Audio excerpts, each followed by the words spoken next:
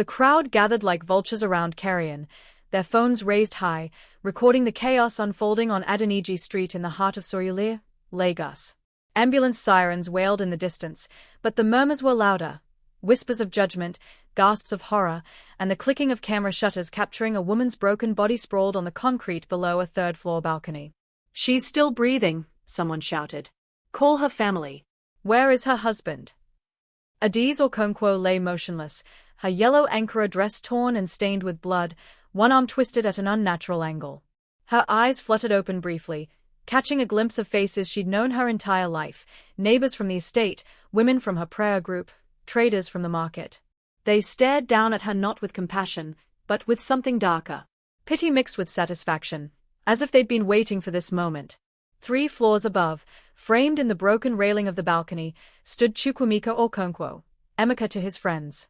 His chest heaved with rage, his shirt half unbuttoned, his face a mask of fury and something else. Fear. His hands trembled as he gripped the metal railing he'd just pushed his wife through. "You brought this on yourself, Adaeze," he screamed down at her, his voice cracking. "You think I wouldn't find out? You think you could hide who you were forever?" The crowd turned their attention upward. Some gasped. Others pulled out their phones, angling for a better shot. In modern Lagos, shame traveled faster than truth, and by nightfall, this moment would be everywhere. WhatsApp groups, Instagram stories, Twitter threads with hashtags demanding justice. But for now, in this suspended moment between life and death, Adaeze's mind drifted backward. Not to the fall. Not to the pain radiating through her shattered bones. But to the moment 3 hours earlier when her past had walked through her front door and destroyed everything. 3 hours earlier. The Okonkwo apartment on the 3rd floor of Sunrise Estate was modest but tasteful, evidence of Emeka's success as a mid-level banker and Adaeze's careful management of their home. She'd spent the morning preparing his favorite meal. Jollof rice with fried plantain and chicken, the aroma filling their small living room where photos of their 6-year marriage lined the walls. Photos of their traditional wedding in Enugu. Photos of their white wedding at Redeemer's Church in Victoria Island. Photos of the life they'd built together. Adaeze was 32 years old, with smooth dark skin and the kind of gentle beauty that made people trust her instantly. She wore her hair in neat braids that fell to her shoulders, and her simple house dress spoke of humility. For 6 years, she'd been the perfect wife, submissive, prayerful, always putting Emeka's needs first. The women at Winners Chapel called her a model wife. Her mother-in-law, Mama Nkechi, constantly praised her to other women at the market. "My son married well," she'd say. "Adaeze is not like these Lagos girls who follow men for money. She's from a good family. She has home training." But home training couldn't save Adaeze from the knock that came at 2 p.m. She opened the door, expecting the PHCN meter reader or perhaps one of the estate children selling groundnuts. Instead, she found herself face-to-face with a ghost. Obiageli stood in the doorway, older now, her face harder than Adaeze remembered. She wore a tight red dress and gold jewelry that screamed new money, the kind of wealth that came from places Adaeze had left behind. Her lipstick was blood red, her nails were long and painted, and her smile was a weapon. "Ada," Obiageli said, using the nickname only people from Adaeze's past would know. "Long time, sister. You didn't think you could hide forever, ABI." Adaeze's blood turned to ice. Her hand gripped the door frame to steady herself. "Abby, please. Not here. Not now. Not here." Obiageli laughed, loud enough for neighbors to hear. This big madam with her fine apartment, her churchwoman image. "Does your husband know? Does he know what you did before you became Mrs. Holy Holy?" "Please," Adaeze whispered, glancing behind her. "Emeka would be home in an hour. Whatever you want, we can talk somewhere else." "What I want." Obiageli pushed past her into the apartment, her heels clicking on the tile floor. "I want what you owe me. I want what you stole when you ran away and became somebody new." "You think you can just forget where you came from? Forget what we did to survive." Behind Obiageli, another figure appeared in the doorway. A man. Tall, dark-skinned, with cold eyes that Adaeze recognized even after 8 years. "Chinedu." Her stomach turned. "Hello, Ada," Chinedu said softly. "It's been a long time since Festic Town, hasn't it? Since the nights at Golden Tulip? Since you were the best girl I had working for me." The words hung in the air like a death sentence. "Get out," Adaeze managed, her voice shaking. "Both of you. Get out of my house." "Your house?" Obiageli laughed again, walking around the living room, touching the photos on the wall. Does your husband know his perfect church wife used to sell her body to politicians and oil men? Does his mother know her daughter from a good family was a runs girl in Festick? That was a lifetime ago, Adaeze said, tears streaming down her face now. I left that life. I found God. I changed. Change. Chinedu stepped inside, closing the door behind him. Nobody changes, Ada. They just hide better. And now it's time to pay what you owe. Or your husband, his family, your church, everyone will know exactly who you really are. That's when Adaeze heard the key in the lock. Emeka came home early. What followed was a blur of shouting, accusations, and Emeka's face transforming from confusion to horror to murderous rage as Chinedu and Obiageli laid out Adeeze's past in graphic detail. The hotels. The politicians. The money. The abortion. The STD scare. Every shameful detail of the 3 years she'd spent surviving in Lagos before she met him. It's not true. Adaeze screamed, but her tears betrayed her. Emeka grabbed her by the throat. You lied to me. You told me you were a virgin. You told me you came from a good Christian home. I did come from a good home. My father was a pastor. But when he died, there was nothing left. I had to survive. By being a prostitute. Emeka's hand tightened. I married a prostitute? Everyone will know. My mother, my job, the church, everyone will know my wife is a whore. Chinedu and Obiageli had already left, their mission accomplished. The door stood open. Neighbors had gathered, drawn by the screaming. That's when Emeka dragged her to the balcony. You've destroyed me, he shouted. You've destroyed my name. And then he kicked her. The fall lasted only seconds, but it felt like hours. Adaeze saw the sky, the buildings, the faces of neighbors. She saw her life ending. She thought of her mother, who'd died years ago. She thought of the young girl she'd been before poverty and shame had broken her. She thought of God, and whether he could forgive her now. Then everything went black. Now, lying on the concrete with her bones shattered and her blood pooling beneath her, Adaeze heard the ambulance arriving. She heard the paramedics shouting. She heard women crying and men arguing about whether to pull Emeka down from the balcony. Her eyes opened slightly. Through the pain, she saw a face hovering above her, a young woman she didn't recognize, tears streaming down her cheeks. Hold on, the woman whispered. Please hold on. Don't let them win. And in that moment, Adaeze decided something. If she survived this fall, she wouldn't just survive. She would make everyone who'd shamed her, betrayed her, and thrown her away pay for what they'd done. Starting with Emeka. The white ceiling tiles of Lagos University Teaching Hospital became Adaeze's world for 3 weeks. Her body was a landscape of pain. Metal rods in her left leg, pins in her right arm, 3 fractured ribs, and a concussion that left her vision blurry for days. But worse than the physical agony was the silence. Emeka never came. His mother, Mama Nkechi, came once. She stood at the foot of Adaeze's hospital bed with her arms crossed, her face carved from stone, wearing her best church dress as if she'd come to a funeral rather than a hospital visit. You have brought shame upon my son, Mama Nkechi said without preamble, her Igbo accent thick with disgust. Shame upon our family name. The whole of Surulere is talking. The church is talking. Even people in Enugu have heard what you are. Adaeze, her jaw wired shut, could only make muffled sounds through the metal brackets. Don't speak, Mama Nkechi continued. There's nothing you can say. My son married you in good faith. He paid your bride price. He gave you his name. And you deceived him. You are a prostitute, a liar, and now the whole world knows. Tears leaked from the corners of Adaeze's eyes, but she couldn't wipe them away. Both arms were immobilized. When you recover, Mama Nkechi said, leaning closer, you will sign the divorce papers. You will leave quietly. You will not ask for anything. And if you try to cause trouble, if you try to claim my son tried to kill you, I will make sure everyone knows what you really are. I will make sure you never work, never remarry, never have peace in this Lagos or anywhere in Nigeria. With that, Mama Nkechi turned and walked out, her expensive jewel headdress held high, her handbag swinging. Adaeze wanted to scream, but the wires in her jaw wouldn't let her. She wanted to call for a nurse, to demand they contact the police, to tell someone that her husband had tried to murder her. But what was the point? In Nigeria, in Lagos, in their community, a woman with a past like hers had no voice. Emeka's shame was justified. His violence was understandable. She was the one who had lied, who had deceived, who had brought dishonor. The nurses whispered when they changed her for. The doctors avoided eye contact. Everyone had seen the videos. By now, the footage of her fall, of Emeka screaming accusations from the balcony, had gone viral. The comment sections were brutal. She got what she deserved. Imagine marrying a runs girl and thinking she's changed. He should have done worse. She destroyed his life. Prostitutes never change. Once a whore, always a whore. But there were other comments too. Quieter voices. Mostly women. He tried to kill her. How is that justified? What she did in the past doesn't mean she deserves to die. This is domestic violence. He should be arrested.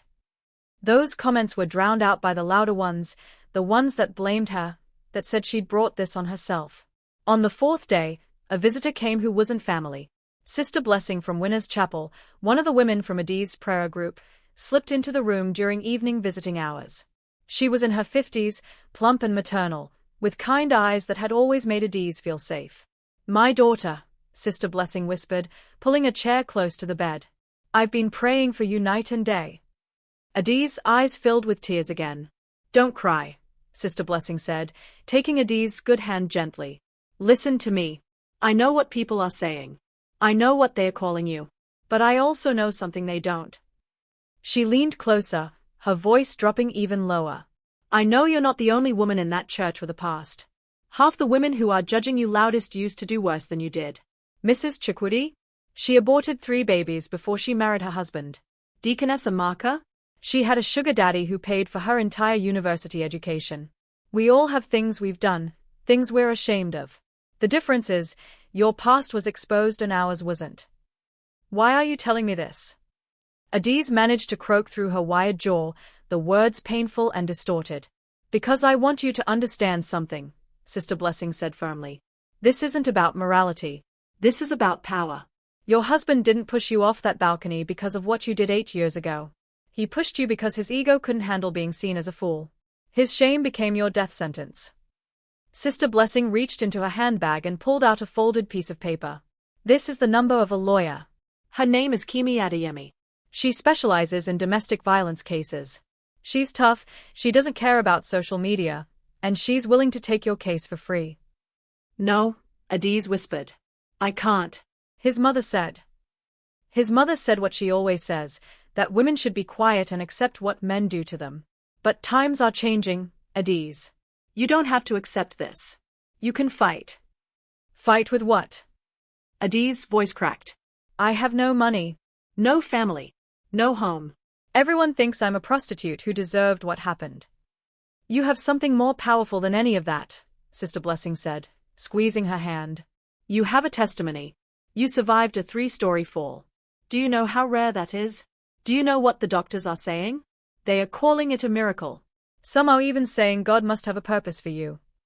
Adaeze closed her eyes. A purpose? What purpose could God possibly have for someone like her? That night, after Sister Blessing left, Adaeze couldn't sleep despite the pain medication. Her mind raced through everything that had happened. She thought about Obiageli and Chinedu showing up at her door. Why now?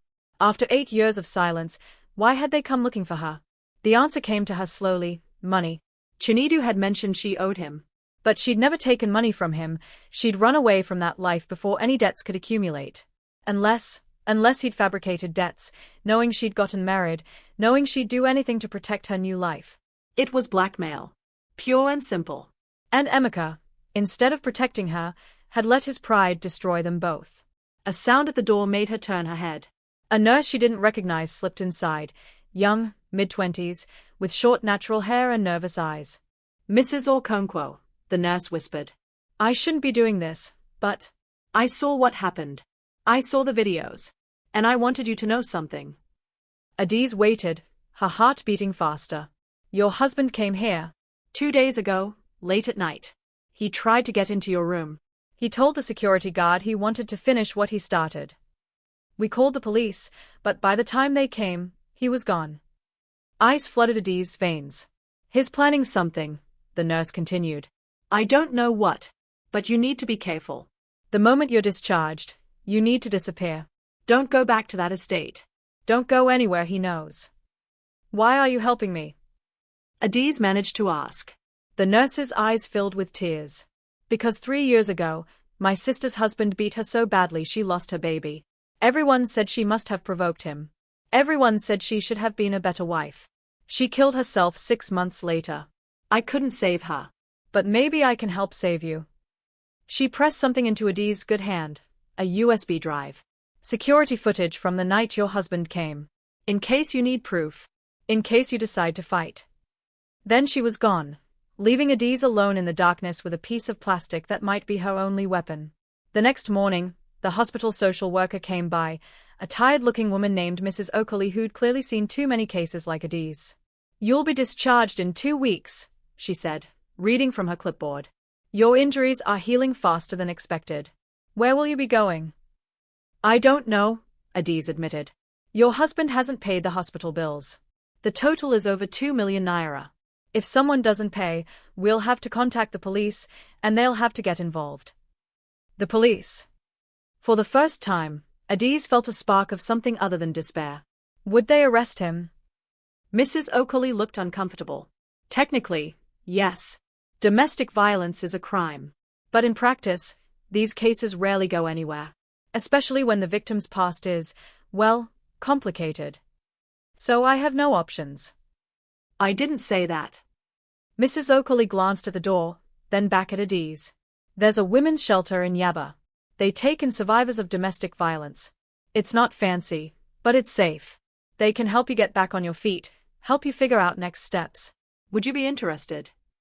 Adaeze thought about Miman Ketch's threats, about Emeka trying to get into her hospital room, about the viral videos and the court of public opinion that had already convicted her.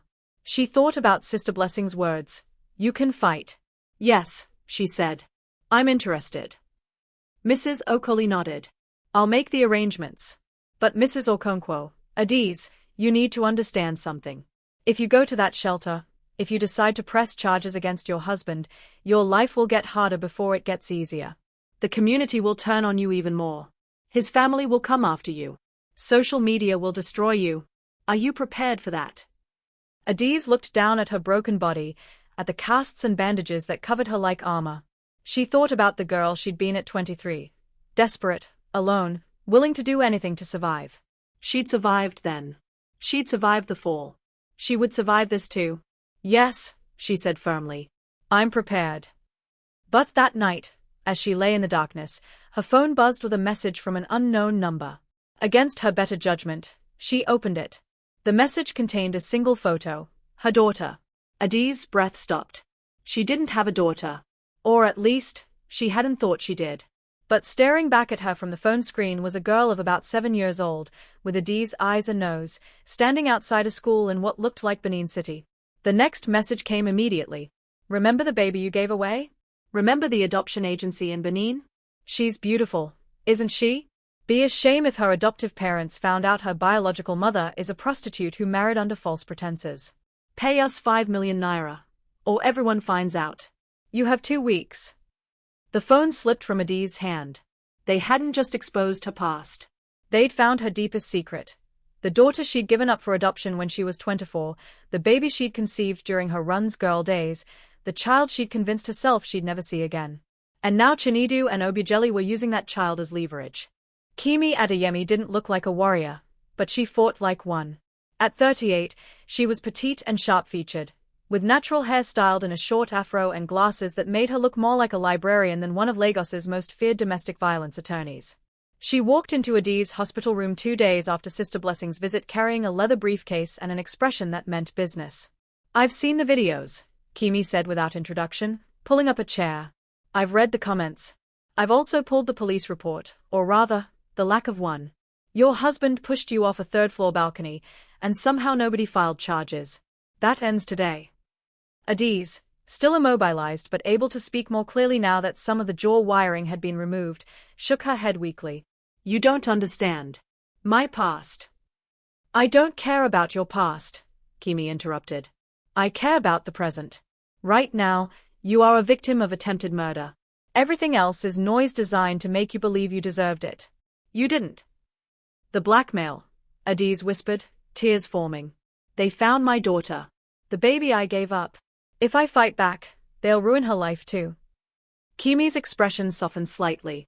Tell me everything. Start from the beginning. Adaeze did.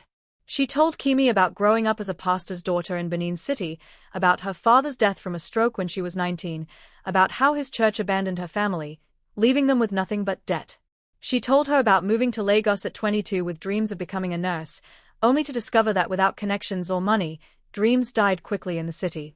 She told her about Festic Town, about meeting Obiageli at a bar, about being introduced to Chinedu's hospitality business. About the 3 years she'd spent as a runs girl, not streetwalking, but high-end escorts for politicians, oil executives, and foreign businessmen. About the pregnancy that resulted from a condom breaking with a client whose name she never knew. About the adoption agency that had promised her baby would go to a good Christian family. I left that life when I was 25, Adaeze said, her voice hoarse. I enrolled in evening classes, got a certificate in catering, started working at a restaurant. That's where I met Emeka. He was a customer. He thought I was pure, innocent. I let him think that because I was ashamed, because I wanted to be someone different, someone clean. And you became that person, Kimi said firmly. You left prostitution, you built a new life, you married, you joined a church. You didn't lie about who you'd become, you'd actually changed. The fact that you didn't disclose every detail of your past doesn't justify attempted murder. But the blackmail is a separate crime, Kimi said. Extortion, harassment, possibly kidnapping if they make contact with your biological daughter. We handle one thing at a time. First, we get you safe. Second, we press charges against your husband. Third, we deal with Chinedu and Obiageli. Fourth, we protect your daughter. How? Adaeze felt hopeless. I have no money, no power. They've already won. Kimi smiled, and it was a predator's smile. They think they've won. But they made one critical mistake. They assumed you'd be too ashamed to fight back. Most women in your position are. The shame is often more paralyzing than the physical injuries. But you know what I've learned in 10 years of doing this work? She leaned forward, her eyes intense. Shame only has power if you give it power. The moment you stop running from your past, the moment you own it and say, yes, I did those things, and I'm not ashamed anymore, you become untouchable. That's what we're going to do. We're going to take away their weapon. By telling everyone. Adaze's voice rose in panic. By confirming what they are already saying. By controlling the narrative, Kimi corrected. Right now, Chinedu and Obiageli control your story. They've painted you as a deceitful prostitute who tricked a good man. We're going to repaint that picture. You're going to become a survivor who escaped exploitation, rebuilt her life, and then nearly died at the hands of her husband when her past was weaponized against her. The media will destroy me. Some of it will, Kimi admitted. But some of it won't. There are journalists, bloggers, activists who will see this for what it is, a story about how Nigerian society treats women, about how poverty forces women into impossible choices, about how men can attempt murder and walk free while women are blamed for surviving. We're going to find those journalists. And we're going to make you famous. Adaeze stared at her. Famous. Your survival was a miracle, Adaeze. 3 stories. Broken bones, but no spinal injury, no brain damage, no internal bleeding that couldn't be repaired. The doctors are calling it extraordinary. We're going to call it what it is, divine intervention. You're not just a victim. You're a testimony. Over the next week, Kimi worked with the efficiency of a military general. She got Adaeze transferred to the women's shelter in Yaba the day she was discharged, bypassing the hospital bills by negotiating with a Christian charity that agreed to cover the costs in exchange for Adaze's testimony about God's faithfulness. She filed a formal police report against Emeka, complete with the hospital records, witness statements from neighbors, and the security footage from the hospital showing his attempt to access Adaze's room. She also contacted 3 journalists, 2 women and 1 man, who'd built reputations covering gender-based violence in Nigeria. The first interview happened at the shelter, in a small room with peeling paint and a ceiling fan that barely worked. The journalist, a woman named Adaeze Okonkwo who wrote for The Guardian Nigeria, sat across from Adaeze with a digital recorder between them. Tell me your story, Adaeze said gently. Not what people think they know. Your real story. And Adaeze did. She told the whole truth, the poverty, the prostitution, the pregnancy, the adoption, the new life, the marriage, the blackmail, the fall. She left nothing out. As she spoke, she felt something shifting inside her, like a weight being lifted with each word. Why are you doing this? Folake asked when Adaeze finished. You know the backlash will be intense. People will call you every name imaginable. Because I'm tired of being ashamed, Adaeze said, and realized she meant it. I'm tired of hiding. I'm tired of letting other people define me by my worst moments instead of my best choices. Yes, I was a prostitute. But I'm also a survivor. I'm also someone who changed her life. I'm also someone who nearly died because my husband cared more about his reputation than my life. If telling my story helps even one woman leave an abusive marriage, or helps one girl escape the kind of poverty that forced me into prostitution, then the backlash is worth it. Folake smiled. That's exactly the headline I'm going to use. The article dropped 3 days later. I was a runs girl who found God, then my husband tried to kill me. Adaeze Okonkwo's story of survival and shame. The response was immediate and volcanic. Social media exploded. The hashtag #JusticeForAdaeze started trending, but so did #Adaeze lied and #Emikashitsu. The comment sections became war zones. This woman is brave. We need to stop blaming victims. Brave? She's a liar who deceived her husband. She deserves what she got. He pushed her off a building. How are people defending him? She was a prostitute. She brought shame to his family. He had a right to be angry. Anger doesn't justify attempted murder. The article went viral not just in Nigeria but across Africa and in the diaspora.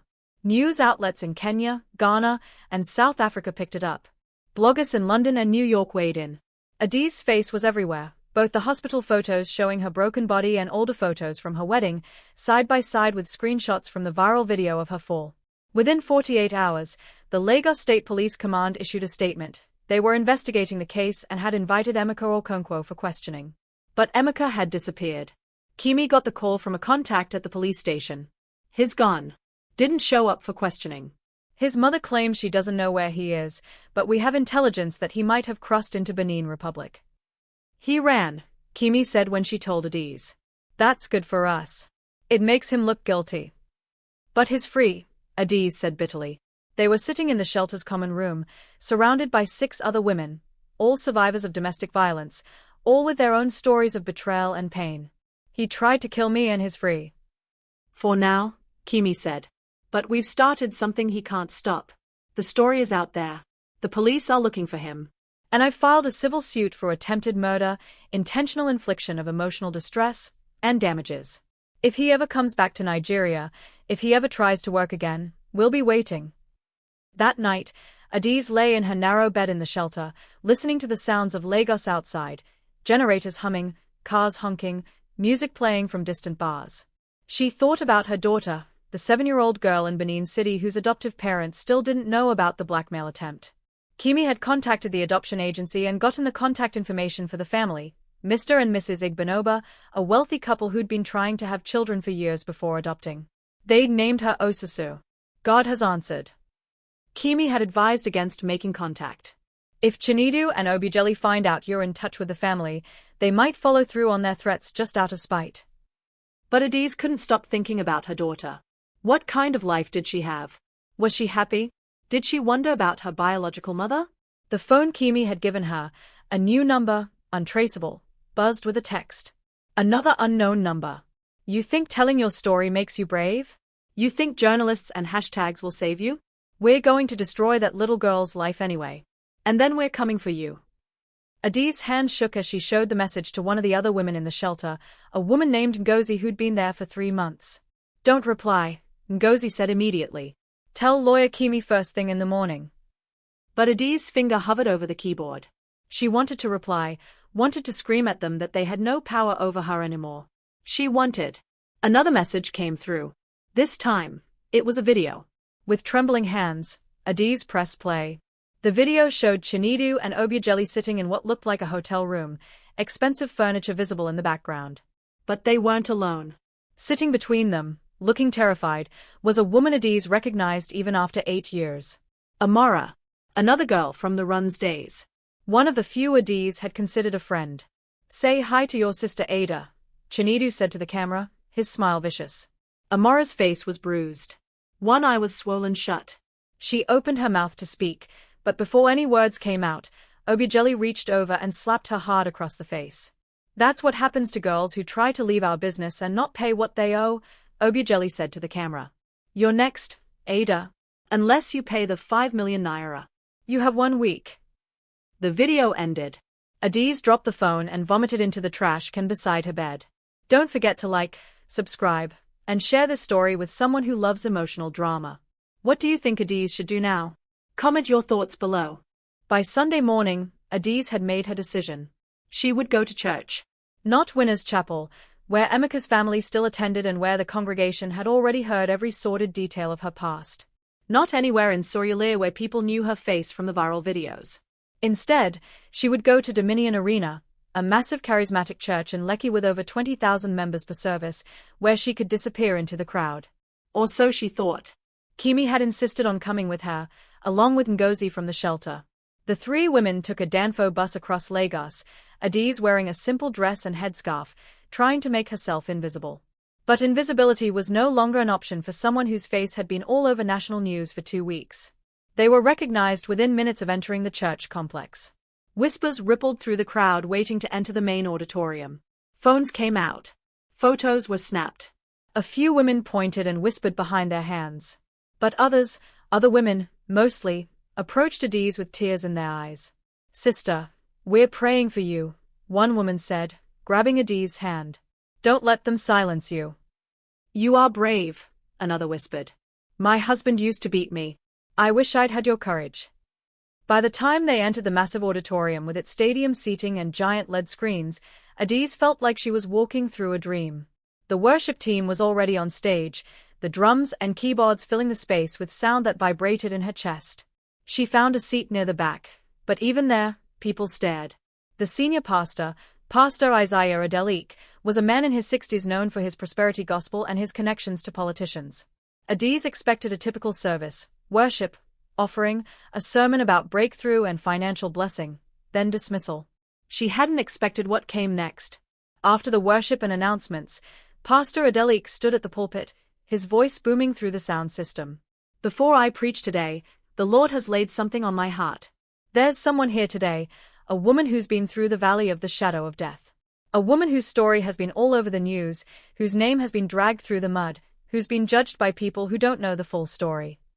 Adaeze's blood ran cold. Was he talking about her? "Adaeze Okonkwo," Pastor Adeleke said, looking directly at the back section where she sat today. "The Lord told me you would be here today. Would you please stand up?" 20,000 pairs of eyes turned toward her. Adaeze's legs felt like water. Kimi grabbed her hand and squeezed. "You don't have to." But something inside Adaeze shifted. She'd spent 2 weeks telling journalists her story, defending herself on social media, fighting legal battles. But she hadn't brought any of it to God. Not really. Not publicly. She stood up. The auditorium erupted, some in gasps, some in applause, some in murmurs that sounded like judgment. Pastor Adeleke gestured for her to come forward. On shaking legs, Adaeze walked down the long aisle toward the stage, Kimi and Ngozi following close behind. When she reached the stage, Pastor Adeleke handed her the microphone. "Tell them," he said softly. "Tell them what God did." Adaeze looked out at the sea of faces, some sympathetic, some skeptical, some openly hostile. She saw women crying. She saw men with arms crossed. She saw young girls who looked like she'd once looked, desperate, searching, hoping for a way out of whatever valley they were in. "I don't know what to say," Adaeze began, her voice trembling through the speakers. "I'm not a preacher. I'm not anyone special. I'm just someone who made a lot of mistakes." "We all have," someone shouted from the crowd. "I grew up in the church," Adaeze continued, gaining strength. "My father was a pastor. I knew the Bible. I knew right from wrong. But when my father died and my family had nothing, when I came to Lagos looking for a better life and found only closed doors, I made choices I'm not proud of. I sold my body to survive. I got pregnant and gave my baby away. I lived in shame for years." The auditorium was completely silent now except for her voice. "When I met my husband, I thought I could leave that past behind. I thought if I just became a good wife, a good Christian, a good person, that would be enough. But it wasn't. Because shame doesn't die just because you stop doing shameful things. Shame lives inside you, eating at you, making you afraid that someone will find out who you really are. Tears streamed down her face now. 2 weeks ago, my past found me. People from my old life came to my home and told my husband everything. And instead of showing me grace, instead of remembering that Jesus showed grace to prostitutes, my husband decided that his shame was more important than my life. He pushed me off a third-floor balcony. Gasps rippled through the crowd. Some people stood up. I should have died. The doctors said I should have died. But I didn't. God caught me. God kept me alive. And I think, her voice broke, I think he kept me alive so I could tell you something. She paused, looking directly into the cameras that were broadcasting this service live across Nigeria and beyond. Your past doesn't define your future. Your mistakes don't disqualify you from grace. And no matter what anyone says, no matter how much shame they try to put on you, you are worthy of life. You are worthy of love. You are worthy of protection. And if anyone, your husband, your family, your church, tells you that you deserve to be hurt because of your past, they are lying. That's not God's voice. That's the voice of the enemy. The auditorium erupted. Some people were on their feet cheering. Others were weeping openly. A few walked out in disgust. But Adaeze didn't care anymore. She'd said what she needed to say. Pastor Adaeze took the microphone back. The Bible says in Isaiah 54 verse 4, "Do not be afraid, you will not be put to shame. Do not fear disgrace, you will not be humiliated. You will forget the shame of your youth." This woman standing here is living proof of that promise. She went through fire and came out refined. She fell from a building and survived. And I believe God has a purpose for her that's bigger than her past. He turned to Adaeze. What do you need? How can this church help you? Adaeze hadn't expected that. She glanced at Kimi, who nodded encouragingly. I need help protecting my daughter, Adaeze said. The people who exposed my past are now blackmailing me. They are threatening my biological daughter, the baby I gave up for adoption 8 years ago. They want 5 million naira or they'll destroy her life. I don't have that kind of money. I don't even have a place to live. But I can't let them hurt an innocent child because of my mistakes. The auditorium erupted again, but this time with anger directed at her blackmailers. Then let's take an offering, Pastor Adaeze declared. Right here, right now. Everyone who wants to help this woman protect her child, who wants to show her that the body of Christ doesn't abandon its own, give sacrificially. Give generously. Let's show the world what real Christianity looks like. Within 30 minutes, the church had raised 12 million naira. Adaeze stood on the stage in shock as ushers brought bags full of cash, as people used their phones to transfer money directly to an account the church set up on the spot. 12 million naira. More than enough to pay off the blackmailers and still have money left over to rent an apartment, pay for counseling, maybe even start a small business. But Kimi had other ideas. We're not paying them, she told Adaeze and Pastor Adaeze in the church office after the service. If we pay, they'll just come back asking for more. Blackmailers always do. Instead, we're using this money to go on the offensive. What do you mean? Adaeze asked. I mean we're going to find Amara, the woman in that video. We're going to get her out of their control. We're going to press charges against Chinedu and Obiageli for extortion, assault, kidnapping, and human trafficking. And we're going to use this money to hire the best private investigator in Lagos to track them down and the best legal team to make sure they never hurt anyone again. Pastor Adaeze nodded approvingly. I know people in the Ministry of Justice. Let me make some calls. These kinds of criminals have been operating too long in this city. It's time someone stood up to them. But my daughter, Adaeze protested. We'll protect your daughter, Kimi assured her. I've already been in contact with a child protection agency. They're going to reach out to the adoptive family, explain the situation, and put security measures in place. Your daughter will be safe. But we can't let fear control our decisions. The next 72 hours were a whirlwind. The video of Adaeze's testimony at Dominion Arena went even more viral than the video of her fall. News outlets across Africa covered it. International media picked it up. The hashtag #JusticeForAdaeze trended globally. Celebrities tweeted their support. Politicians jumped on the bandwagon, promising to crack down on domestic violence and human trafficking. But the backlash intensified too. Religious leaders condemned Pastor Adaeze for glorifying prostitution. Men's rights groups called Adaeze a liar and a manipulator. Emeka's family issued a statement claiming she'd fabricated the whole story for attention and money. Anonymous accounts threatened her life, sent her graphic messages, posted her old phone number online so strangers could harass her. Through it all, Adaeze stayed at the shelter, surrounded by women who understood what she was going through because they'd been through similar ordeals. She gave interviews. She met with police investigators. She worked with Kimi to build the strongest case possible against both Emeka and her blackmailers. And then, on the fourth day after her church testimony, the private investigator called with news. "We found them," he said. Chinedu, Obiageli, and the woman from the video, Amara. "They are in a hotel in Oja. We've alerted the police. They are moving in now." Kimi insisted on being there when the arrest happened. She dragged Adaeze along, despite Adaeze's protests that she didn't want to see Chinedu and Obiageli ever again. "You need to see this," Kimi said. "You need to see them in handcuffs. You need to see that they don't have power over you anymore." They arrived at the hotel just as the police were bringing the suspects out. Chinedu looked smaller than Adaeze remembered, older, with grey in his beard and fear in his eyes. Obiageli was screaming, claiming police brutality, threatening to call her lawyer. Behind them, supported by a female police officer, came Amara, barely conscious, clearly drugged, her face still bruised from the beating in the video. When Chinedu saw Adaeze standing near the police vehicles, his face twisted with rage. "You think you've won?" he shouted as officers pushed him toward a van. "You think this is over? There are 100 more girls like you in this city. 1,000. You're nothing special, Ada. You were nothing then and you're nothing now." Adaeze walked up to him, close enough that only he could hear her next words. "You're right," she said calmly. "There are 1,000 girls like me. But the difference between me and them? I survived. I escaped. And now I'm going to make sure none of them have to fear men like you ever again." She turned to the police inspector. "I want to press charges. For everything. The blackmail, the threats, the assault on Amara. All of it." "Already done, madam," the inspector said. "We've been building a case against this trafficking ring for months. Your testimony and evidence gave us what we needed to finally move. You just helped us take down one of the biggest human trafficking operations in Lagos." That night, Adaeze sat in the shelter's common room with Ngozi and 3 other women, watching the news coverage of the arrests.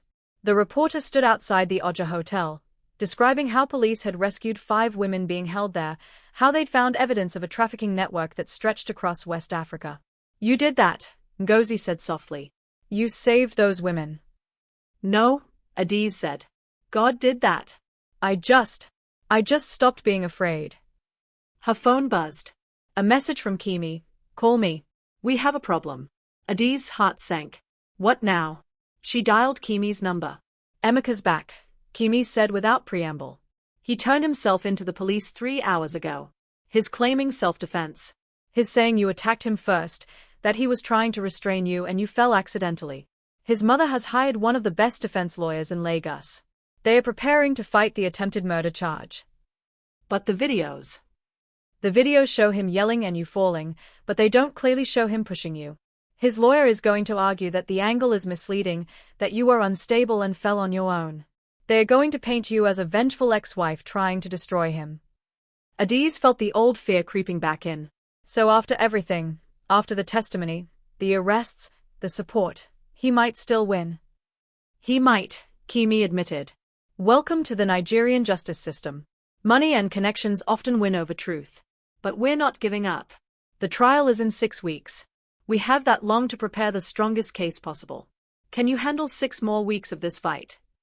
Adaeze looked around the shelter, at Ngozi, who'd been beaten so badly by her husband that she'd lost hearing in one ear, at Peace, whose husband had poured acid on her arms, at Kayoma, whose in-laws had tried to burn her alive for not producing a male child. These women had survived. They'd kept fighting even when the odds were against them. "Yes," Adaeze said. "I can handle it." "Good. Because tomorrow, we're meeting with the prosecutor assigned to your case. And Adaeze, you should know something else." "What?" "The adoptive family of your daughter reached out. They want to meet you." Adaeze's breath caught. "What? Why?" "They saw your testimony. They saw the blackmail attempts. They want to help. And they want Osuso to know her birth mother's story when she's old enough to understand. They think you're brave." Tears streamed down Adaeze's face. "When?" "This weekend. They are driving up from Benin City. They'll bring Osuso." "But Adaeze, Prepare yourself. This might be harder than anything else you've faced. Seeing her, meeting her, knowing you can't be her mother, that's a different kind of pain. I know, Adaeze whispered. But I need to see her. I need to know she's okay. After hanging up, Adaeze sat in silence for a long moment. Then she opened her Bible, a gift from Sister Blessing, to Psalm 27, a passage she'd been reading every night. The Lord is my light and my salvation. Whom shall I fear? The Lord is the stronghold of my life. Of whom shall I be afraid? 6 weeks until trial. 1 weekend until she met the daughter she'd given away. And somewhere out there, Emeka was planning his defense, his family was rallying around him, and the court of public opinion was still divided on whether she deserved justice or judgment. But for the first time in her life, Adaeze wasn't afraid. The restaurant in Victoria Island was upscale but not intimidating, neutral territory chosen by the Igbinoba family for their meeting with Adaeze. Kimi had insisted on coming along, sitting at a nearby table to give them privacy while remaining close enough to intervene if needed. Adaeze wore her best outfit, a simple blue dress donated by one of the women at the shelter, and had spent an hour that morning trying to calm her shaking hands. She'd given birth to Osiso 8 years ago in a small clinic in Benin City, held her for exactly 3 minutes before the adoption agency took her away, and had tried every day since to forget those 3 minutes. Now she was about to meet the girl her daughter had become. Mr. and Mrs. Igbinoba arrived first, a handsome couple in their 40s, dressed conservatively, exuding the kind of quiet wealth that came from old family money rather than new hustle. Mr. Igbinoba was a cardiologist, his wife owned a chain of private schools across Edo State. They'd been married 15 years before adopting Osiso, and the way they spoke about her made it clear she was deeply loved. "We know this must be difficult for you," Mrs. Igbinoba said gently after they'd exchanged introductions and ordered drinks. "We want you to know we're grateful. Without your decision 8 years ago, we wouldn't have our daughter." "Where is she?" Adaeze asked, her voice barely above a whisper. "In the car with our driver," Mr. Igbinoba said. "We wanted to speak with you first. To make sure you're ready. To explain our boundaries." Adaeze nodded, her heart pounding. "Osiso doesn't know you're her biological mother," Mrs. Igbinoba continued. "She knows she's adopted. We've always been honest about that. But she's 7 years old. She's too young to understand the complexities of your situation. So today, if you meet her, you'll meet her as a friend of ours. Someone we wanted her to meet. Is that acceptable?" "Yes," Adaeze said quickly. I just want to see her. To know she's happy." Mrs. Igbinoba's eyes filled with tears. "She's very happy. She's smart, funny, loves to read, wants to be a doctor like her father. She's everything we prayed for." "Thank you," Adaeze whispered. "Thank you for giving her the life I couldn't." Mr. Igbinoba reached across the table and squeezed her hand. "We saw your testimony at church. It was broadcast on television. My wife and I sat in our living room and cried. We had no idea what you'd been through, what you'd survived to bring our daughter into the world. And when those criminals threatened to expose her, to hurt her, we knew we had to meet you. To tell you that we stand with you." "We've already provided statements to the police," Mrs. Igbinoba added. "About the blackmail attempts. We've also hired additional security for Osiso's school. No one will touch our daughter." "Our daughter," Adaeze repeated softly. The words felt strange in her mouth, both right and wrong at the same time. Mrs. Igbinoba smiled. "Yes. In the truest sense, she belongs to all of us. You gave her life. We're giving her a childhood. And someday, when she's older, we'll tell her the whole story. We'll tell her about your courage, your survival, your love for her. But not yet. Not while she's so young." Adaeze nodded, unable to speak past the lump in her throat. "Are you ready?" Mr. Igbinoba asked gently. "Yes." He stepped outside and returned moments later holding the hand of a little girl in a pink dress with her hair in neat cornrows decorated with colorful beads. She had Adaeze's eyes, large and expressive, and her late father's nose. She walked with confidence, curiosity bright on her face. "Osiso, this is Miss Adaeze," Mrs. Igbinoba said. "She's a friend of ours. We wanted you to meet her." "Hello, Miss Adaeze," Osiso said politely, extending her small hand for a handshake. Adaeze took her daughter's hand, and the touch sent electricity through her entire body. This was the baby she'd carried for 9 months. The infant she'd held for 3 minutes.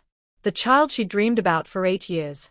"Hello, Osiso," Adaeze managed. "Your name is beautiful. Do you know what it means? God has answered, Adaeze recited proudly. Mommy says I'm the answer to their prayers. You are, Adaeze said, tears streaming down her face. You absolutely are. They sat together for an hour. Adaeze talked about school, about her favorite books. She loved fairy tales, about wanting a little brother or sister. Her parents had explained that wouldn't be possible. She showed Adaeze drawings in a sketchbook she'd brought, crayon pictures of her family, her house, her dog named Lucky. Why are you crying, Miss Adaeze? Adaeze asked at one point. Are you sad? No, sweetheart, Adaeze said, wiping her eyes. I'm happy.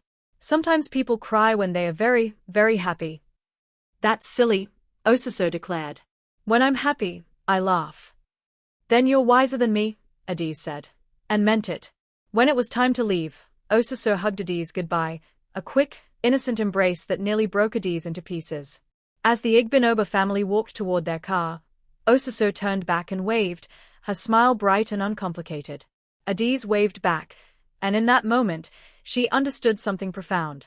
Loving someone didn't always mean possessing them. Sometimes love meant letting go. Sometimes love meant making impossible choices so someone else could have a better life. You okay? Kimi asked, appearing at her side as the Igbinoba's car pulled away. Yes, Adaeze said. I really am. But the peace she felt didn't last long. That evening, back at the shelter, Adaeze received a call from an unknown number. She almost didn't answer, but something made her pick up. Adaeze Okonkwo, a male voice asked. Who is this? My name is Detective Ibrahim Musa. I'm with the Lagos State Police Criminal Investigation Department. I need you to come to the station tomorrow morning. There's been a development in your case. What kind of development? I'd rather discuss it in person. Can you come at 9 a.m.? Bring your lawyer. He hung up before she could ask more questions. The next morning, Adaeze and Kimi arrived at the police station in Panti, Yaba, a sprawling complex that smelled of sweat, frustration, and bureaucracy. Detective Musa was a serious man in his 50s with graying hair and an expression that suggested he'd seen every kind of human depravity imaginable. Thank you for coming, he said, gesturing for them to sit in his cramped office. I'll get straight to the point. We've been investigating your husband's claims of self-defense. We've interviewed witnesses, reviewed footage, examined the balcony where the incident occurred. And? Kimi prompted. And we found something interesting. Your husband's phone records show he made several calls in the days before the incident. Calls to Chinedu Obi, the man you've accused of blackmailing you. Adaeze's blood ran cold. What? It appears your husband and your blackmailer knew each other. In fact, they'd been in contact for at least 2 weeks before Chinedu and Obiajeli showed up at your apartment. We believe your husband may have orchestrated the entire exposure. The room spun. Adaeze gripped the edge of the desk. He arranged for them to come? He knew about my past all along. We're still investigating, but it appears that way. We found messages indicating your husband hired Chinedu to expose you publicly. The plan was to humiliate you, force you to leave the marriage quietly without claiming any assets, and to destroy your reputation so thoroughly that no one would believe you if you accused him of anything. But why? Adaeze whispered. Why would he do that? Detective Musa pulled out a file folder. Because your husband was already planning to leave you. We found evidence of an affair. He's been seeing another woman, a banker at his office named Chidinma Nwosu, for over a year. They were planning to marry. But if he simply divorced you, his family would have expected him to provide for you, to pay you alimony according to your marriage contract. By destroying your reputation first, he could cast you aside without any social or financial consequences. Kimi slammed her hand on the desk. So the moral outrage, the wounded pride, the claims that she'd destroyed his honor, all of it was an act. Not entirely, Detective Musa said. We believe he was genuinely angry when he found out about her past. But he'd already known the basics. Chinedu had told him weeks before. What happened that day at your apartment was theater. He let Chinedu and Obiajeli expose you publicly, let the neighbors record everything, and then used the chaos to attempt murder while making it look like a crime of passion. Adaeze couldn't breathe. Everything she'd believed about that day, that Emeka had been blindsided, that his rage was born of shock and betrayal, had been a lie. He'd known. He'd planned it. He'd weaponized her past to justify discarding her, and when that wasn't enough, he'd tried to kill her. Can you prove this?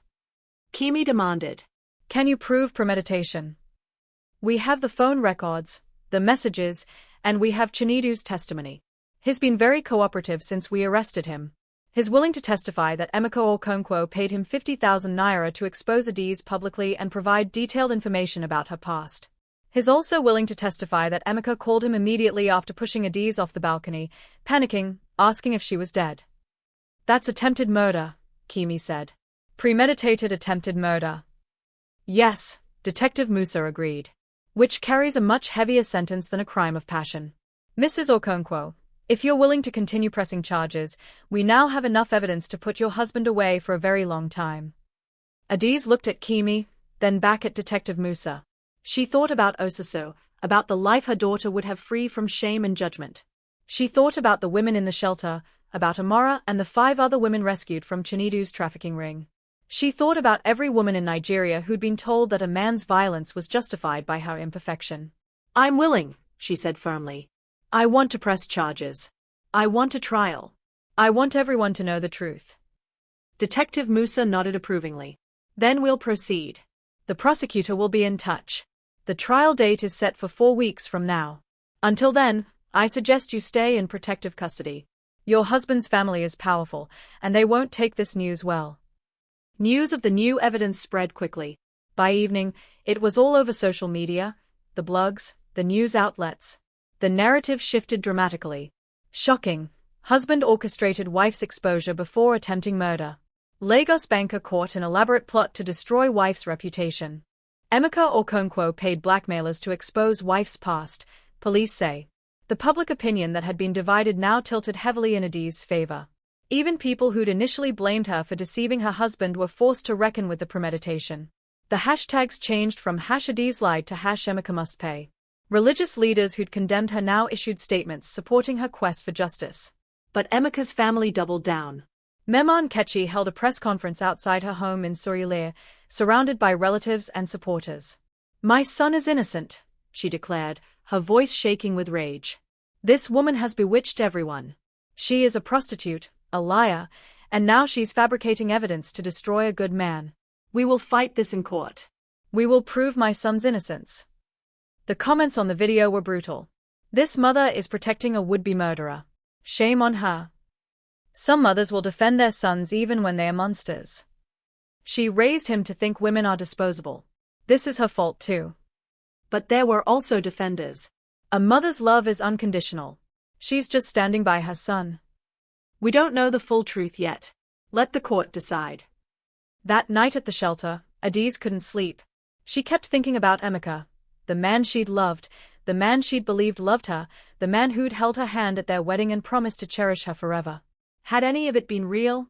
Had he ever truly loved her, or had she always just been a convenience, a placeholder until something better came along? Her phone buzzed. A message from an unknown number again. But this time the content was different. Ada, this is Amara. Thank you for saving me. Thank you for being brave enough to fight back. Because of you, I'm free. Because of you, 5 other girls are free. You're a hero. Don't forget that when things get hard. Adaeze saved the message and read it 3 more times before finally falling asleep. The next morning brought another surprise visitor to the shelter, Sister Blessing from Winners Chapel, carrying bags of food and a manila envelope. The church took a vote, Sister Blessing said, handing Adaeze the envelope. Not officially, of course. Pastor wouldn't sanction it. But the women in our prayer group, we collected money. 500,000 naira. We want you to use it however you need. Legal fees, housing, starting over. Whatever helps you rebuild. Adaeze opened the envelope, saw the bank draft, and burst into tears. I can't accept this. Yes, you can, Sister Blessing said firmly. Because we're not just giving money. We're making a statement. We're saying that women in the church support other women. We're saying that grace is real, that redemption is possible, that nobody's past should be their death sentence. But what about the pastor? The church leadership. Sister Blessing smiled. Let me worry about them. You just focus on winning your trial and rebuilding your life. Promise me something, though. What? When this is all over, when you've won, when you've healed, don't disappear. Don't hide. Use your voice. Tell your story. Help other women who are where you were. Your testimony saved 5 women from human trafficking and exposed a murderer. Imagine what you could do with a whole lifetime ahead of you. Adaeze hugged her, this woman who'd shown her kindness when everyone else had shown judgment. I promise, she whispered. 3 weeks passed in a blur of legal preparations, media interviews, and therapy sessions Kimi had arranged. The trial date approached rapidly. Adaeze met with the prosecutor, a sharp woman named Adaeze Okonkwo who specialized in gender-based violence cases and had a reputation for winning even the most difficult trials. Your husband's defense team is going to attack your character, Adaeze warned during one of their prep sessions. They are going to bring up every detail of your past. Every client, every transaction, every mistake. They are going to try to make the jury believe that someone with your history can't be trusted, that you're capable of lying about anything. I know, Adaeze said. Are you prepared for that? To have your entire past laid out in a courtroom? To have it all become public record? It's already public, Adaeze said.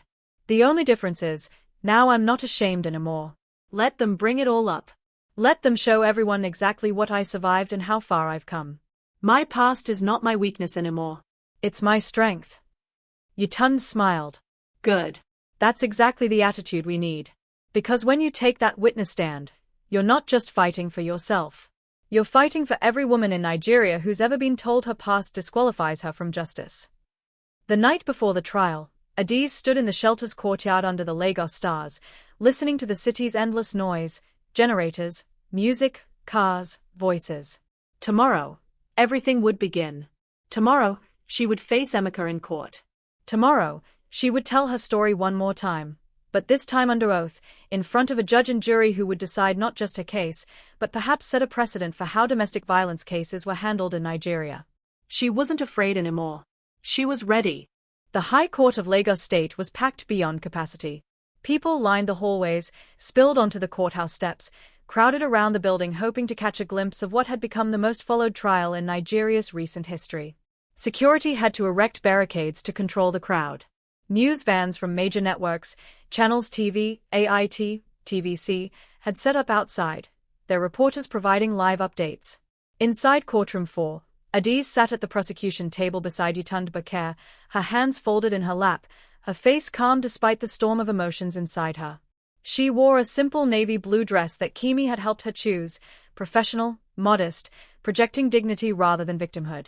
Across the aisle, Emeka sat with his defense team, 3 lawyers in expensive suits, led by Chief Barrister Okonkwo, no relation, one of Lagos's most notorious criminal defense attorneys known for getting wealthy clients acquitted regardless of evidence. Emeka looked thinner than Adaeze remembered, his face drawn, his expensive suit hanging slightly loose on his frame.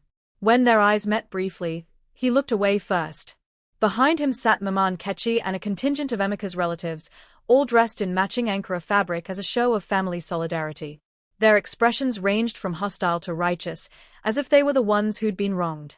On Adaeze's side of the courtroom sat Sister Blessing and several women from Winners Chapel, Kimi, Ngozi and 2 other women from the shelter, members of domestic violence advocacy groups, and dozens of women who'd reached out on social media to say Adaeze's story had inspired them to leave abusive relationships. Pastor Isaiah Adelik from Dominion Arena had sent representatives.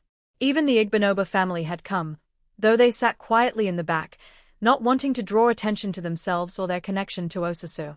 Justice Olufemi Adebayo entered the courtroom, a stern-looking man in his 60s with silver hair and a reputation for being strict but fair. Everyone rose as he took his seat at the bench. Court is now in session, the clerk announced. The State of Lagos versus Chukwuemeka Okonkwo.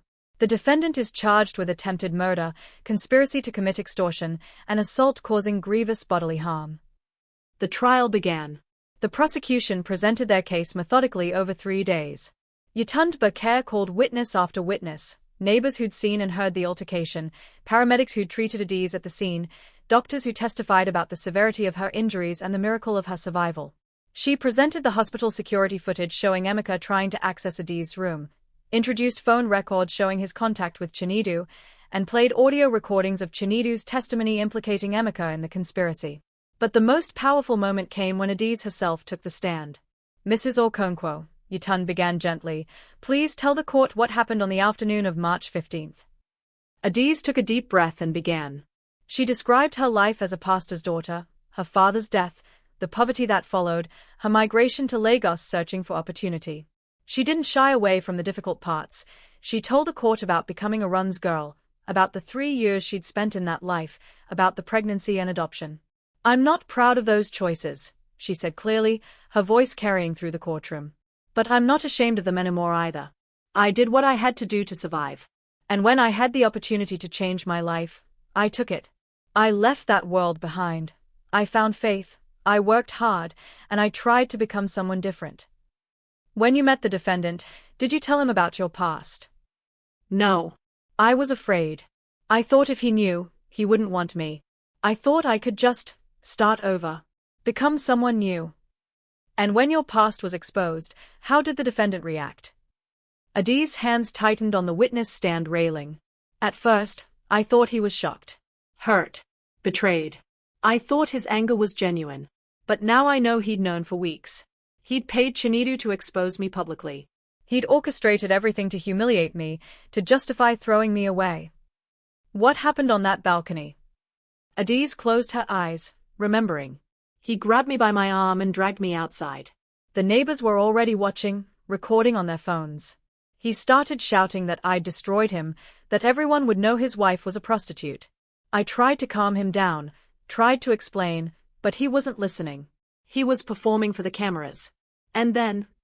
Her voice broke. "And then he kicked me. Not pushed. Kicked. Like I was something disposable. Something that needed to be thrown away. I felt my body go over the railing. I remember falling, seeing the ground rushing up at me, thinking this is how I die. And then nothing." The courtroom was completely silent. Several jurors were crying. Even Justice Adebayo looked moved.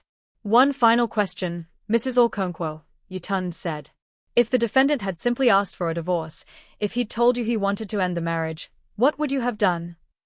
"I would have given him one," Adaeze said simply. "I would have signed any papers, agreed to any terms. I didn't want to be where I wasn't wanted. But he didn't want a divorce.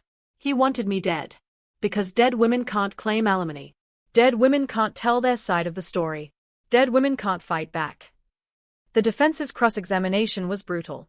Chief Barrister Okonkwo spent hours trying to discredit Adaeze, bringing up every detail of her past in graphic terms, suggesting she was a pathological liar who deceived not just her husband but everyone around her. "You built your entire marriage on a lie, didn't you?" he thundered. "I built my marriage on hope," Adaeze replied calmly. "Hope that I could be more than my past. Hope that grace was real. Hope that love could cover my mistakes." "You admit you're a professional liar. Why should this court believe anything you say?" "Because I'm not lying now," Adaeze said, looking directly at the jury. "I have nothing left to lose. My reputation is destroyed. My marriage is over. The whole country knows my secrets. What would I gain from lying? The truth is all I have left." When the defense tried to suggest she'd fallen accidentally during a struggle, Adaeze pointed to the forensic evidence, the angle of impact, the force required, the testimony of witnesses who'd heard Emeka shout, "You brought this on yourself," as she fell. "Accidents don't come with declarations," she said quietly. The defense called Emeka to the stand on the 4th day. He looked nervous, his hands trembling slightly as he swore his oath. His testimony painted him as the victim, a good man betrayed by a deceitful woman who'd reacted in understandable anger when confronted with her lies. "I loved her," he said, his voice cracking convincingly. "I gave her everything. My name, my home, my family. And she repaid me with deception. When I found out what she'd been, who she really was, I felt like my entire life had been a lie." "So you pushed her off a balcony?" Yutund asked during cross-examination. "No. It was an accident. We were arguing, she was hysterical, she lunged at me, and in the struggle, she fell. I never meant for her to get hurt." "Then why did you contact Chinedu Obi 3 weeks before the incident?" Emeka's face went pale. I wanted information. I'd heard rumors about her past, and I needed to know if they were true." "You paid him 50,000 naira for that information, didn't you?" "Yes, but..." "And you asked him to confront her publicly, didn't you? To come to your home and expose her in front of neighbors." "I just wanted the truth." "You wanted to humiliate her. You wanted to destroy her reputation so you could discard her without consequences and marry your girlfriend, Chidinma Nwosu." The courtroom erupted. Justice Adebayo banged his gavel for order. "Is it true you were having an affair?" Yitund pressed. Emeka's lawyer objected, but the damage was done. The jury had seen Emeka's face, the guilt written clearly across his features. Yitund introduced evidence of the affair: text messages, hotel receipts, testimony from Chidinma's co-workers who'd seen them together. She painted a picture of a man who'd wanted out of his marriage but couldn't simply leave without looking bad, so he'd manufactured a justification for his violence. "You didn't push your wife off that balcony because she lied to you," Yitund said. "You pushed her because she was in your way. Because your new girlfriend didn't want to wait. Because killing her was more convenient than divorcing her. Isn't that the truth?" "No," Emeka shouted. "I'm not a murderer." "Then what are you, Mr. Okonkwo?" The silence stretched. Emeka looked at his lawyer, at his mother, at the jury. I'm just a man who made a mistake. A mistake that nearly killed your wife. A mistake that broke her bones, left her hospitalized for weeks, traumatized her. Some mistake." Chinedu Obi's testimony on the fifth day sealed Emeka's fate. He appeared via video link from prison, where he was awaiting trial for human trafficking and extortion. In exchange for a reduced sentence, he'd agreed to cooperate fully with the prosecution.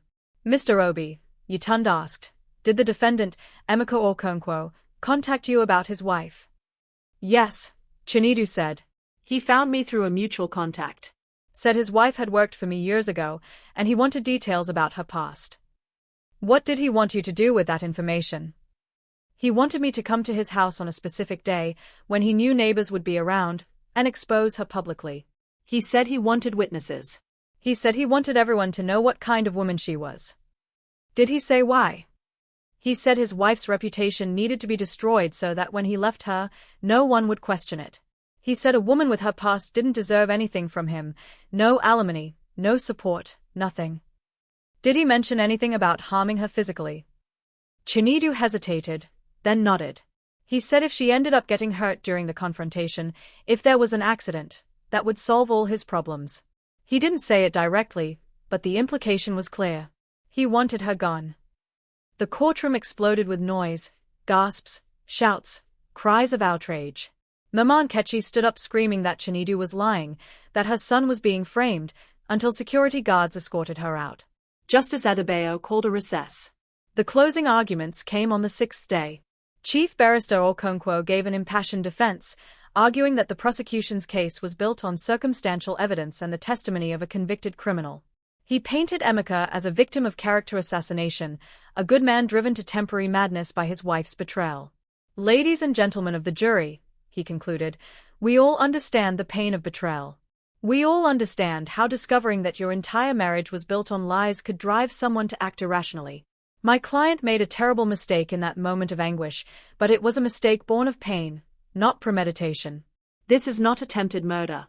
At most, this is involuntary manslaughter if you believe she fell.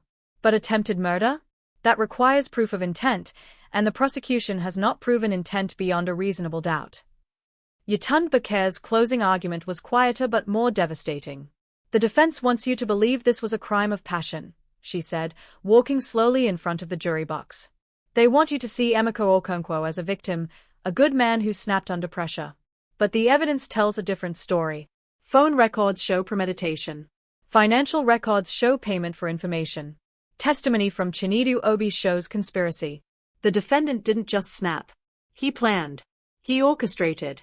He executed." She turned to face Emeka directly. "And when his plan resulted in his wife falling 3 stories, when she lay broken on the concrete, did he call for help? Did he rush down to check on her? Did he show any remorse? No. According to witnesses, he called Chinedu and asked if she was dead. Those are not the actions of a man who made a mistake. Those are the actions of a man who tried to commit murder and was checking to see if he'd succeeded." She turned back to the jury. "Adaeze Okonkwo is not perfect. She made choices in her past she's not proud of. But those choices do not disqualify her from justice. Those choices do not give her husband the right to take her life. If we accept the defense's argument that a woman's past justifies violence against her, then we're saying that some women's lives don't matter. That some women don't deserve protection under the law. Is that the society we want to live in?" Several jurors shook their heads.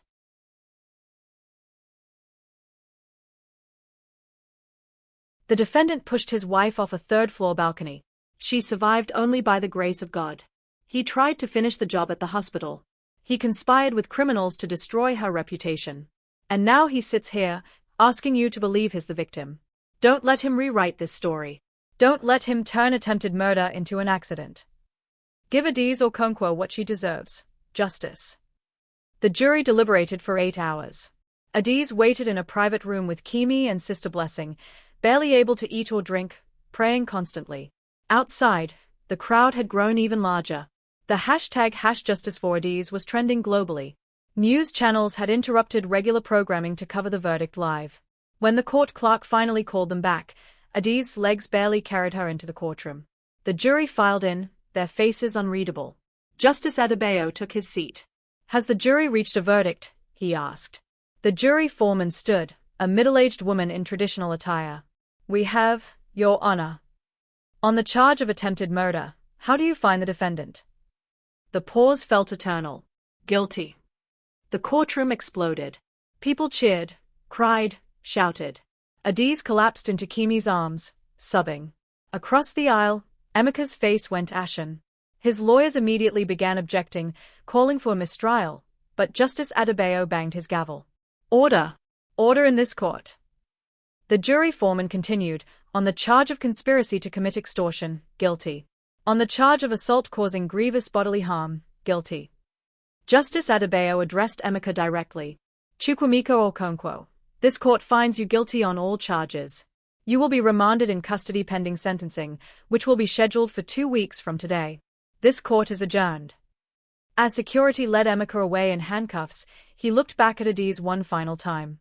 She met his gaze steadily, no longer the frightened woman he'd tried to kill. She was a survivor. A victor. A woman who'd looked death in the face and refused to die. Outside the courthouse, the scene was jubilant chaos. Advocates for women's rights chanted and celebrated. News reporters rushed to get statements from Adaeze and her legal team. Social media exploded with reactions. Justice prevailed. #Adaeze wins. This verdict is historic. Domestic violence has consequences. So proud of this woman. She fought and won. Even international outlets picked up the story. The BBC, CNN, Al Jazeera, all covered the verdict, framing it as a watershed moment for women's rights in Nigeria. Kimi held an impromptu press conference on the courthouse steps with Adaeze by her side. "Today, justice was served," Kimi declared. But this case was about more than one woman's experience. This case was about whether Nigerian women have the right to rebuild their lives after making mistakes. Whether they have the right to protection under the law regardless of their past. Whether they have the right to live. And today, the answer was yes. Reporters shouted questions. "Mrs. Okonkwo, how do you feel? What message do you have for other abuse survivors? Will you write a book about your experience?" Adaeze stepped to the microphone, her voice trembling but strong. "I feel grateful. Grateful to God for keeping me alive. Grateful to everyone who believed in me when the whole world was judging me. Grateful to the jury for seeing past my mistakes to the truth of what happened." She paused, gathering her thoughts. "To other survivors, your past does not define your worth. Your mistakes do not disqualify you from justice. And no matter what anyone says, you deserve to live. You deserve protection. You deserve a chance to start over. Don't let shame silence you. Don't let fear paralyze you. Fight for your life. Fight for your future. You are worth fighting for." 2 weeks later, Justice Adebayo sentenced Emeka to 15 years in prison. Mema Nkechi collapsed in the courtroom and had to be hospitalized. Emeka's family vowed to appeal, but legal experts agreed the conviction was solid. The evidence had been overwhelming. Adaeze used the money from the church fundraiser and the women's group donations to start a new life. She rented a modest apartment in Oja, enrolled in online courses to complete her university education, and began volunteering at the women's shelter that had housed her during her recovery. She also started a foundation, the Adaeze Okonkwo Foundation for Women's Empowerment, focused on helping women escape prostitution, providing job training and education, and supporting survivors of domestic violence. Pastor Adelek's church became a major supporter. The Igbinoba family contributed financially and helped her establish connections with other philanthropists. 3 months after the trial, Adaeze gave a TED-style talk at a women's conference in Abuja. 5,000 women attended in person, and hundreds of thousands watched online. She told her story again, but this time, It wasn't a story about shame and survival. It was a story about redemption, resilience, and the power of refusing to accept society's verdict on your worth. "They tried to kill me twice," she said from the stage.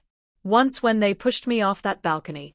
And once when they exposed my past, hoping shame would finish what gravity couldn't. But I'm still here. I'm still standing. And I'm using my voice to tell every woman who's been broken, who's been judged, who's been told she's worthless. You are not your past. You are not your mistakes. You are not what they say you are. You are who you choose to become."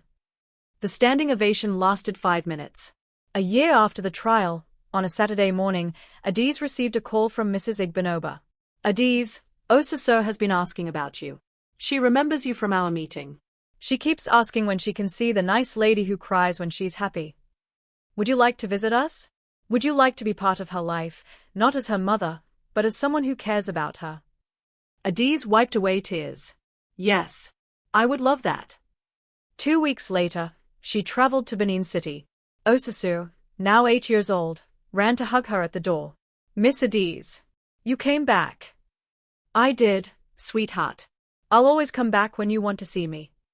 They spent the afternoon in the Igbinoba's garden, Osisor showing Adaeze her new books, telling her about school, asking innocent questions about Adaeze's foundation work. "Mommy says you help ladies who are sad," Osisor said. "Are you still sad sometimes?" "Sometimes," Adaeze admitted. "But mostly I'm grateful. Grateful to be alive. Grateful to know you. Grateful for second chances." "I'm grateful too," Osisor said seriously. "Grateful you came to visit me."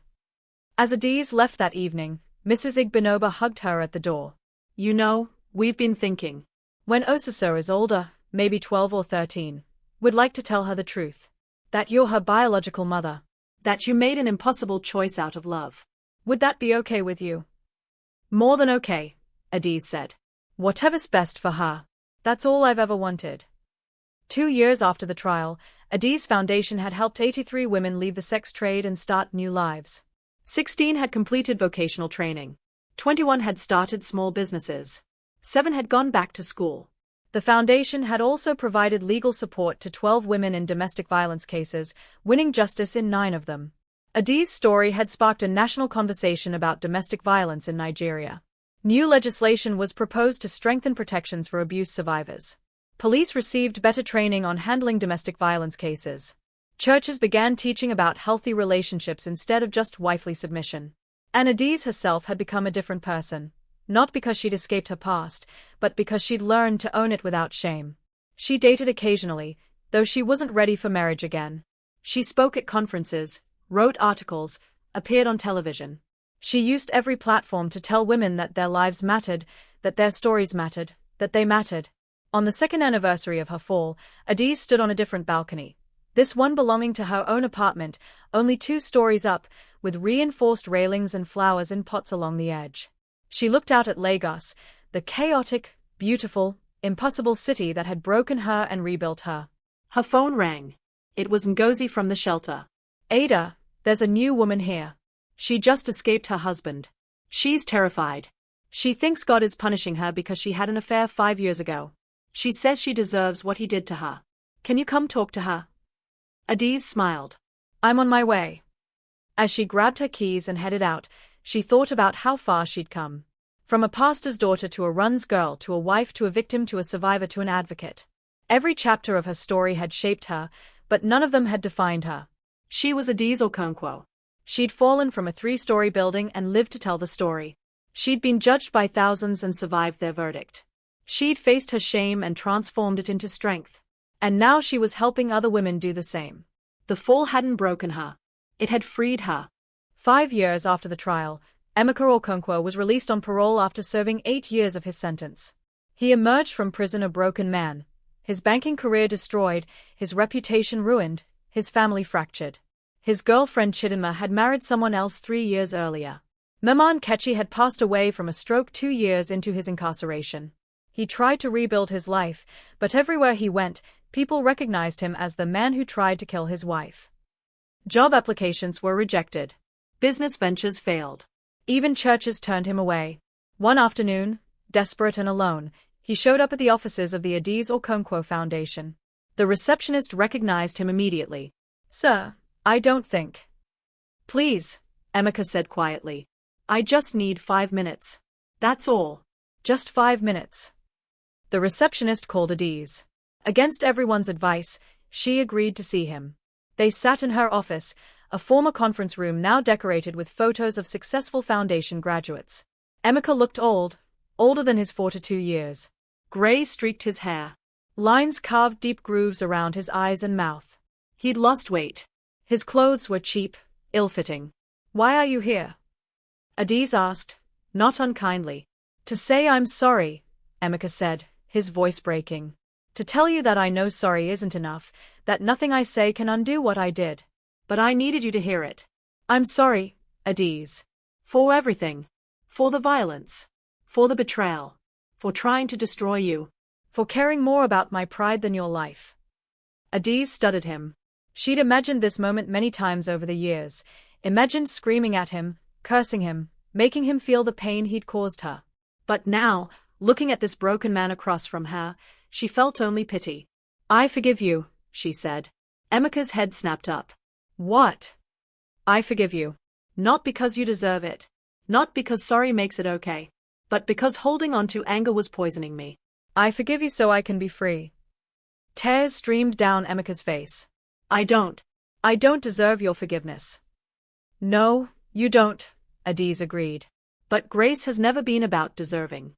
It's about choosing mercy even when justice has been served." You hurt me. You nearly killed me. You tried to destroy me. But you failed. I'm still here. I'm thriving. And I refuse to give you any more power over my life, not even the power to make me hate you. She stood up. "I hope you find peace, Emeka. I hope you learn from your mistakes. I hope you become a man who treats women like human beings instead of possessions. But that's your journey. Mine is complete." As he left, Emeka turned back one more time. "For what it's worth, I see now what I threw away. You were always stronger than I gave you credit for." "Yes," Adaeze said simply. "I was." Adaeze stood at her office window, watching Emeka walk away down the Lagos street, disappearing into the crowd. She thought about the girl she'd been at 23, desperate, afraid, willing to do anything to survive.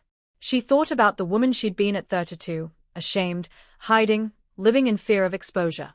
And she thought about the woman she was now, at 37, running a successful foundation, mentoring dozens of women, speaking truth to power, raising her voice for those who couldn't raise their own.